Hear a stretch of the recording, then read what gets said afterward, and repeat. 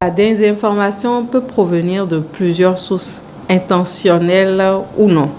Et parlant de ces sources-là, on peut avoir les médias et les sites web, par exemple, les sites web peu fiables, bien entendu.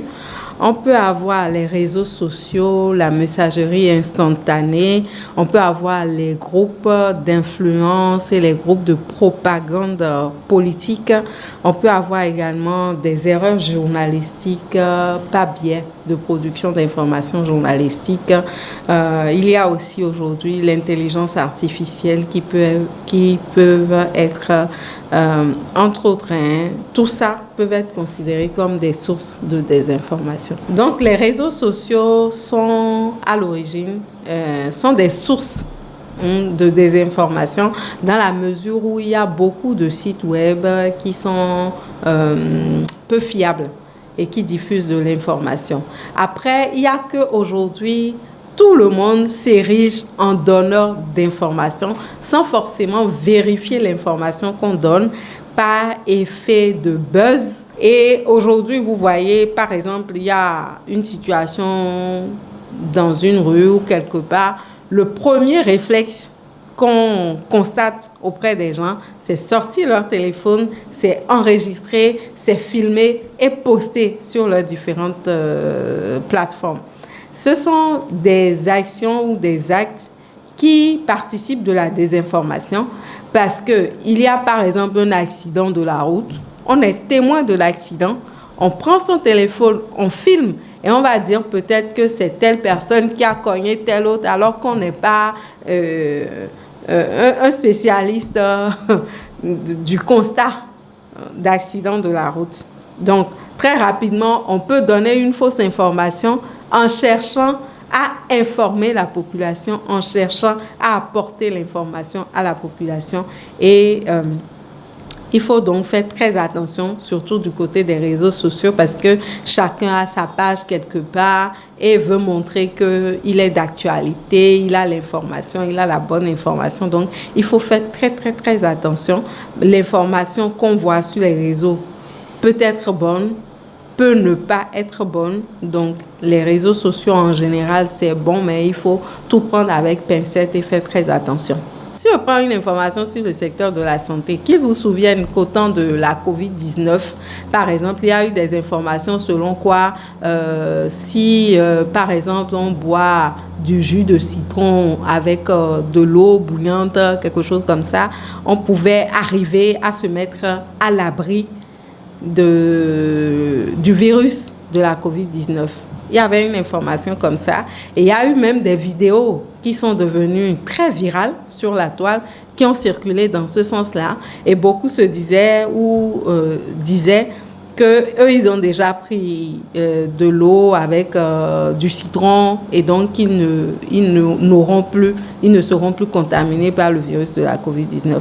Donc ça, c'est dans le secteur de la santé et quelqu'un qui prend une information comme ça, comme étant une bonne information, une vraie information, ne va plus suivre les mesures qu'il faut pour se mettre à l'abri d'un tel virus ou les mesures nécessaires pour ne pas contaminer d'autres personnes dans son environnement. Ça, c'est du point de vue de la santé et c'est très mauvais. Le journaliste a un rôle très important dans le processus de diffusion de l'information, puisque c'est à lui que revient la lourde charge et la lourde responsabilité de chercher l'information, de faire le recoupement nécessaire et de traiter l'information. Et c'est ça qui va différencier l'information par un journaliste à l'information donnée par monsieur, madame, tout le monde. C'est parce que le journaliste est payé pour traiter l'information. Et quand un journaliste donne une information, on sait que ça, c'est une information qui a été diffusée par un journaliste, par le biais de tels médias. Ça donne toute la crédibilité nécessaire à la chose. C'est pour ça que le journaliste doit travailler à toujours respecter les différentes étapes de traitement de l'information pour que quand un journaliste a donné l'information, on soit sûr et certain de ce que cette information-là est une bonne information. Et c'est ça qui va faire qu'on va respecter même le journaliste et qu'on donnera une certaine... On va lui accorder tout le respect nécessaire par rapport aux informations qu'il donne. Si le journaliste même doit contribuer à donner de fausses informations, qu'est-ce qui le différencie des autres activistes, des autres, de ceux qui, en griffe, se proclament donneurs de l'information? Donc, on doit pouvoir se démarquer de la masse et montrer que nous, en tant que journalistes, nous travaillons à donner la bonne information. 25 guépards auront la responsabilité d'aller chercher le plus de points contre le Zimbabwe et l'Afrique du Sud. Pour les 5e et 6e journées des éliminatoires de la Coupe du Monde 2026, Gernot Rohr pourra compter sur la présence de ses 25 joueurs. Donc la liste de Gernot Rohr, 3 gardiens de but, Marcel Dandino, Satune Alagbe et Serge Obassa, les défenseurs Moïse Adileou, Rodrigue Facino, David Kiki, Rabiou Sankamao, Brandon Agounon, Tamimou, Mohamed Tidjani, Yuan Roche, Rachid Moumini, les milieux Matteo Arlinvi, Doku, Dodo Cécile Almeida, Imran Hassan, Samadou Atidjikou, Mariano Arangbo, Ghislain Aoudo, et puis les attaquants Jodel Dossou, Andreas Rontondi, Steve Mounier le capitaine, Junior Olaïton, Candace Fiobé, Steve Warren Traoré. Donc voilà la liste de Gernot Rohr. Co-leader de ce groupe C avec 7 points aux côtés du Rwanda et de l'Afrique du Sud, le Bénin devra se passer des services d'Olivier Verdon, de Tosin Ayegun et de Cédric Rontonji. Dans la liste, vous avez vu qu'il nous manque Tosin Ayegun, il est blessé encore. C'est toujours la même blessure derrière la cuisse. Donc on est en contact avec lui et son staff parce que c'est assez problématique. Ça fait 4 fois qu'il rechute sur la même blessure. Donc il doit y avoir un problème dans le staff médical. On aurait eu tellement besoin de Tosin dans ce match-là que c'est regrettable. Ensuite, on a toujours Cédric Rontonji qui est encore out pour 2 ou 3 semaines. Donc malgré les soins qu'il suit très sérieusement, il ne sera pas là avec nous. Et il manque également Olivier Verdon. C'est un cas un peu différent, il n'est pas blessé, mais il y a eu des soucis de, on va dire, de communication. Cette liste du sélectionneur des guépards ravit les acteurs des médias présents à cette conférence de presse. Déjà, ce qu'il faut retenir, c'est que quand il y a une publication de liste de joueurs, que ce soit pour un match amical ou que ce soit pour un match officiel, d'une campagne pour des éliminatoires, pour ce qui nous concerne, cette fois-ci, c'est pour les éliminatoires de la Coupe du Monde. Donc, quelle que soit la publication d'une liste, ce qu'on veut, c'est le résultat. Et on ne regarde pas les joueurs. Est-ce que ces joueurs ils sont capables de monter sur le terrain, de mouiller le maillot et de pouvoir permettre à l'équipe nationale d'engranger les 3 points, de repartir avec la victoire? C'est ça le plus important. J'ai quand même retenu que Rohr mise sur les comportements des joueurs en dehors et sur le terrain. Donc nous avons quand même constaté qu'il y a eu des absents de taille, même si ce sont des joueurs que nous considérons comme des joueurs clés dans l'effectif des Guépards. C'est le sélectionneur, c'est lui qui décide. J'ai quand même constaté qu'il y a moins de joueurs locaux, donc la Celtic League Pro n'est pas très bien représentée, j'allais dire. Il n'y a que Rodrigue Facino et Tucla qui soient représentés. Donc, n'empêche, il y a vraiment d'internationaux actuellement, des joueurs qui sont au Maroc, en Égypte pour la plupart, donc des professionnels quand même. Il a misé sur ces joueurs-là, c'est bien. On pourra quand même découvrir des talents qui peuvent nous accompagner pour la CAN Maroc 2025. Ce sont des jeunes joueurs sur qui on peut compter. Donc les finissants, Jordel Dossou sont quand même là, c'est pour pouvoir accompagner les jeunes, prodiguer des conseils et soutenir l'effectif de Rohr. Il faut déjà dire la convocation de Candace Fiobé. Ensuite, il y a eu cette actualité, puisque moi j'appelle ça actualité. Il a révélé que Verdon n'a pas été honnête par rapport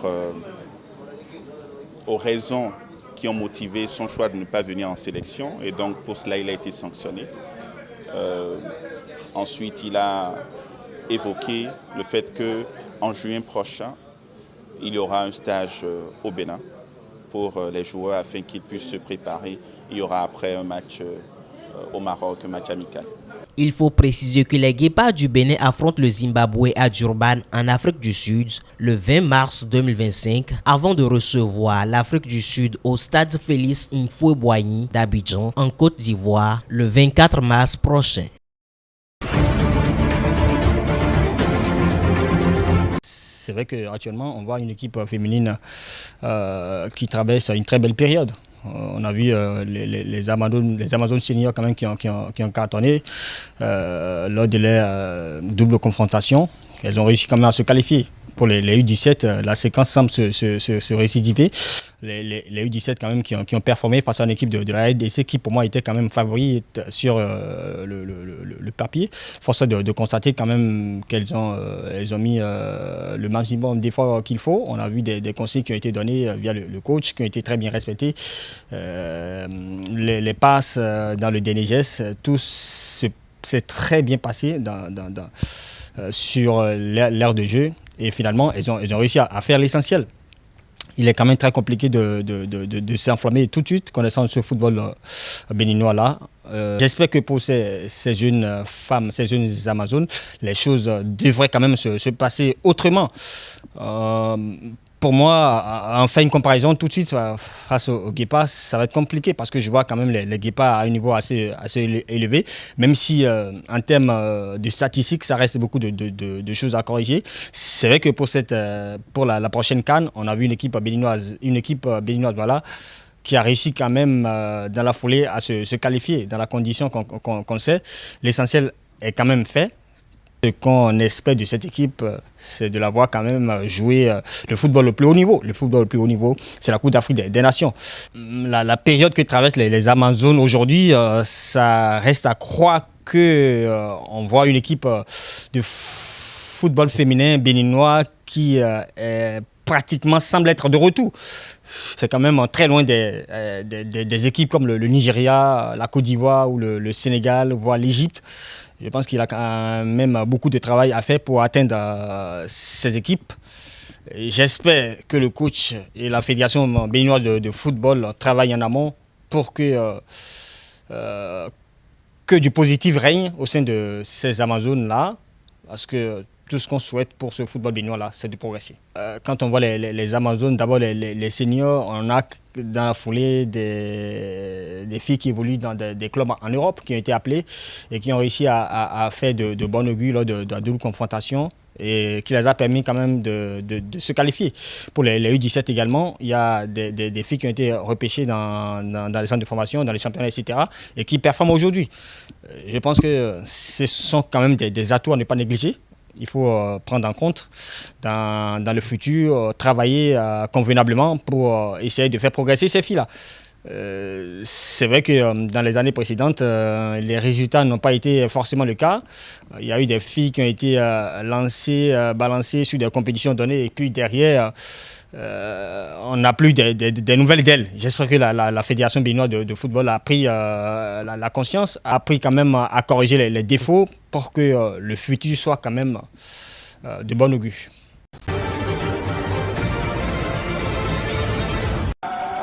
À l'image des musulmans du monde entier, ceux du Nigeria vivent aussi au rythme du mois sacré du Ramadan. Jeûnes et prières sont au rendez-vous dans ce pays d'Afrique de l'Ouest. Mais pas seulement. La période renforce aussi l'élan de solidarité. L'imam en chef de l'une des plus grandes mosquées d'Abuja, soulignant l'obligation de rompre le jeûne en famille.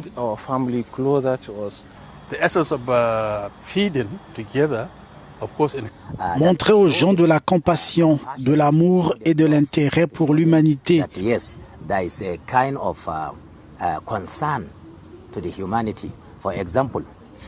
Par exemple, en les nourrissant, en les aidant, en les soutenant, en leur apportant de l'aide médicale. Cela permet de rassembler les gens et de maintenir la fraternité.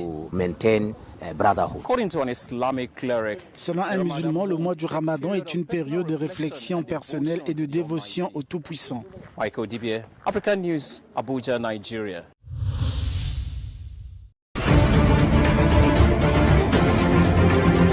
En Côte d'Ivoire, l'opposition joue la carte de l'union. 15 partis politiques viennent de s'allier sous une même bannière. la coalition pour une alternance pacifique. Son objectif, peser sur la présidentielle d'octobre prochain et imposer un rapport de force face au parti au pouvoir. Parmi les poids lourds de cette alliance, on retrouve le PDCI-RDA, le plus vieux parti politique du pays, le MGC de Simone Veil, ex-première dame, ou encore le COJEP de Charles Blé Goudé. Pour sa part, notre coalition a décidé ce jour de franchir une autre étape dans son projet de renforcement du regroupement de l'opposition par la formalisation de cette structure. C'est pour ça que nous vous annonçons aujourd'hui la création de la coalition des partis politiques dans l'opposition. Mais une absence de détails saute aux yeux, celle du PPAC, le parti de Laurent Gbagbo. Pas d'accord trouvé, pas de compromis. Résultat, une opposition divisée en 3 blocs avec le risque d'une dispersion des voix. Un scénario qui pourrait profiter au pouvoir en place. Sauf si cette nouvelle coalition parvient à rassembler au-delà de ses rangs. Et selon cet expert, le parti du pouvoir aurait aussi de quoi à s'inquiéter si cette alliance réussissait à l'envoyer au second tour de la présidentielle. Contrairement au Cameroun, les partis ont constitué un bloc dont l'électorat sera très important autour de ce bloc. Et s'ils arrivent à envoyer le parti au pouvoir au deuxième tour, il y aura un regroupement de tous les électeurs de l'opposition autour de celui qui est arrivé en pole position au deuxième tour. Et je pense que ça doit beaucoup déranger le parti au pouvoir. Moi, je pense qu'il ne doit pas sous-estimer cette plateforme qui vient d'être mise en place. En attendant, la campagne s'annonce déjà sous tension avec une question clé. Cette alliance peut-elle vraiment peser sur le scrutin? Réponse dans les mois à venir.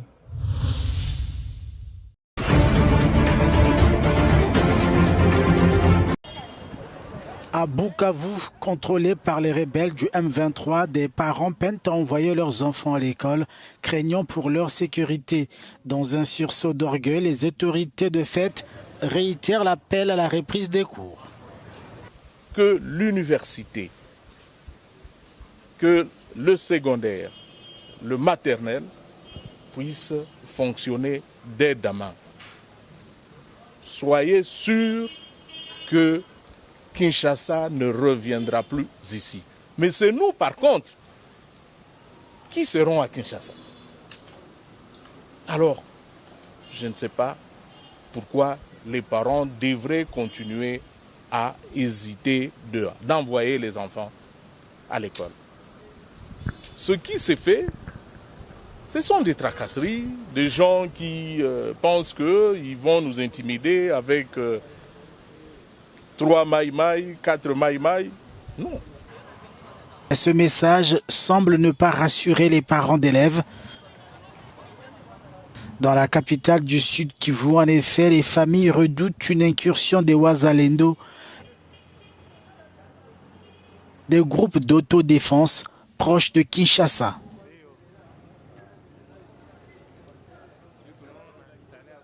Nous avons vécu cette semaine où on se disait qu'il y avait incursion des groupes armés Wazalendo. On a perturbé toutes les activités au niveau de la ville de Bukavu. Même les élèves qui étaient à l'école, qui étaient déjà à l'école pour rentrer à la maison, c'était un grand problème. C'est pourquoi on se pose cette question par rapport à la garantie sécuritaire pour que les enfants puissent rentrer à l'école. Mais on doit nous donner cette garantie de la sécurité.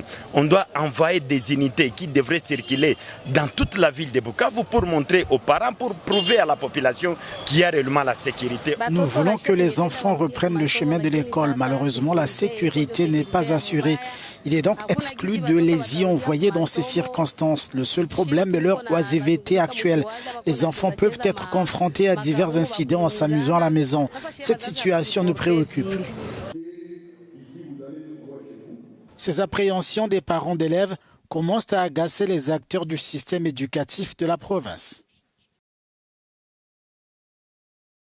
Le message que je voudrais lancer, c'est celui de dire aux parents qui n'ont pas envoyé les enfants à l'école de les y envoyer.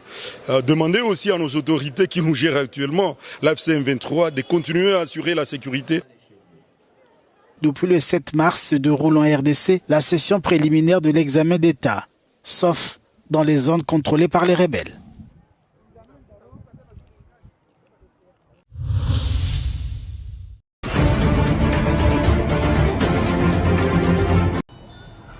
La fin de l'USAID fait craindre la catastrophe sanitaire en Ouganda.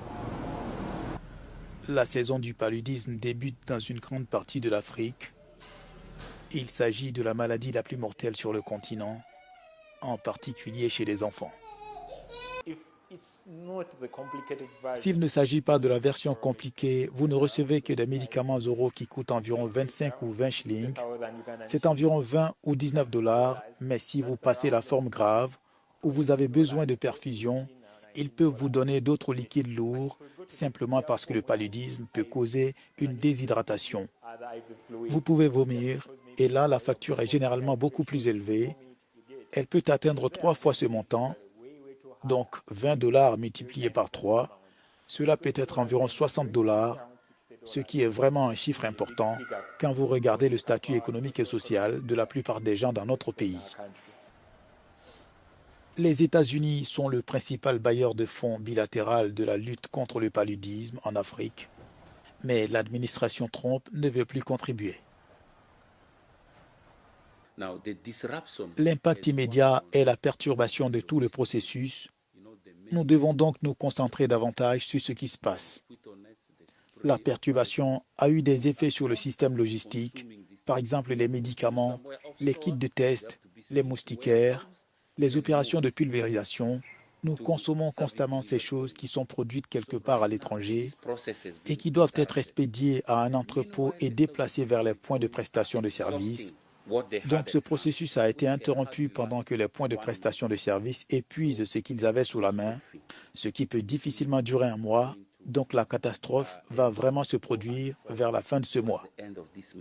Sur 597 000 décès dus au paludisme estimés dans le monde en 2023, 95% sont en Afrique, selon l'OMS.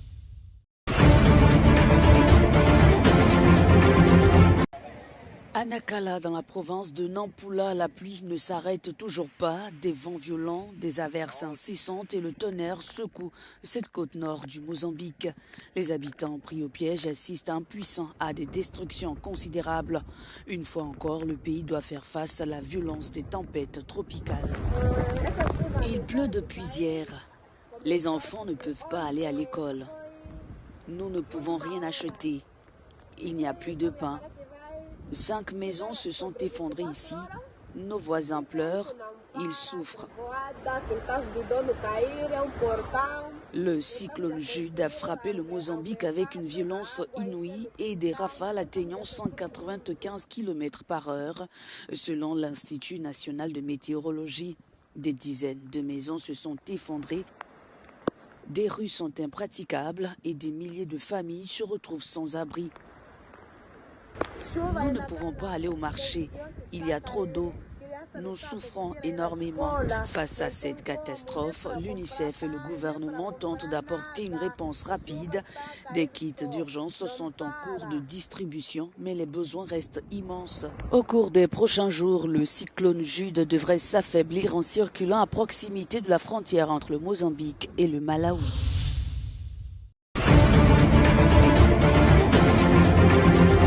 L'OMS estime que près de 15 millions de personnes ont été tuées soit par le nouveau coronavirus, soit par son impact sur des systèmes de santé débordés au cours des 2 premières années de la pandémie. C'est en décembre 2019 que les médecins de la ville de Wuhan, dans le centre de la Chine, commencent à traiter un groupe de patients atteints de pneumonie. Le 31 décembre, la Chine alerte l'Organisation mondiale de la santé au sujet des patients. Les patients sont mis en quarantaine.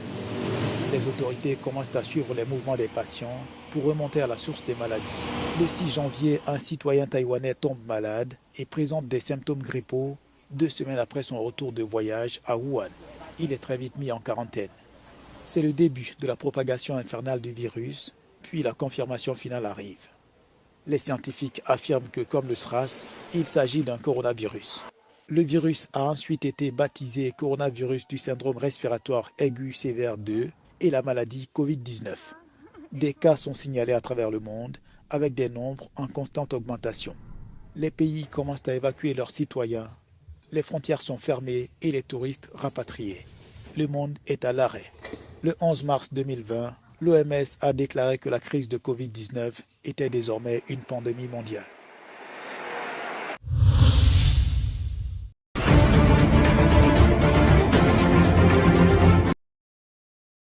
Comment est mort Diego Armando Maradona? C'est à cette question que tentera de répondre le procès de la légende du football qui s'ouvre mardi dans la capitale argentine. Devant les juges, 7 membres de l'équipe médicale du footballeur. Ils sont accusés d'homicide coupable, l'équivalent de l'homicide volontaire. Pour l'accusation, en effet, ces professionnels de santé ont fait preuve de négligence ayant entraîné la mort de leurs patients. Des allégations qu'ils rejettent, mais ils risquent jusqu'à 25 ans de prison. Maradona est mort le 25 novembre 2020, victime d'une crise cardiaque, alors qu'il se remettait d'une opération chirurgicale au cerveau. Il avait 60 ans. Il était le fer de lance de la victoire de l'Argentine lors de la Coupe du Monde de 1986. Mais sa réputation contrastait avec son addiction à l'alcool et à la drogue.